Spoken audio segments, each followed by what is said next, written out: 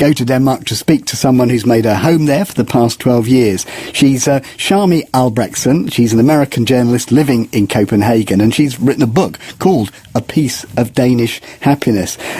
Shami, first of all, why is Denmark so happy? Is it, for a start, is it true, do you think? It's definitely true. Denmark is the happiest place on earth, and you can definitely feel it here, especially during Christmas. This is like a fantastic place. You know, during the entire month, we have loads of celebration, festivals, rituals, games, dancing around the Christmas tree, songs. It's quite fun. And I mean, you say that there are different things going on during the month. I mean, can you give examples of the kind of thing? This is within families, is it?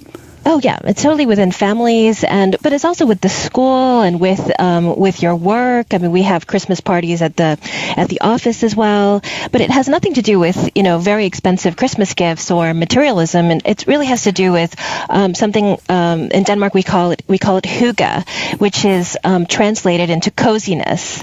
It's difficult to translate, but hygge is about warmth, good conversation, being with friends and family. Homemade foods made with love and care, maybe creating a nice environment with lights and candles. Are the Danes smug about this, as our professor suggested, right, with his tongue in his cheek, that they might be?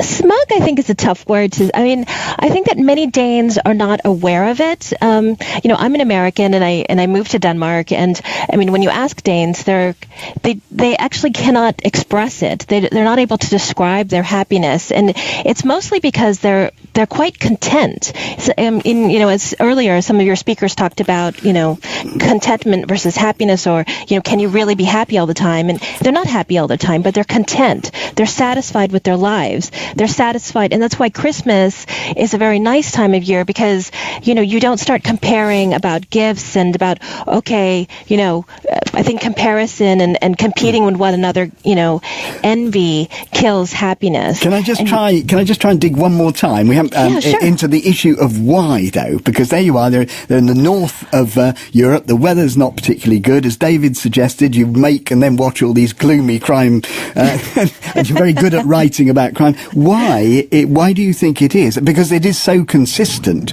Are there elements in this, social elements, that you think contribute to it? Yes, we have a social norm called the jantelaw, and it's an attitude, and it's ingrained in everyone, from when you're a school child upwards. I mean, even at work, where you're kind of told that I think you have something similar called the tall poppy syndrome. Yes. Don't compete with other people.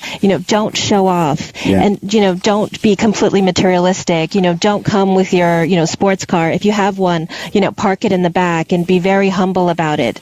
And that attitude goes across everything, and it does help people be more content, because you're not competing all the time. You're not always feeling like, oh, someone has more than I do. I mean, I think it was interesting about your lottery winner. I mean, because he couldn't make anyone happy, really. You're giving gifts. You're trying, but you can't give gifts to everyone. So, Shami Albrechtsen, thank you very much indeed.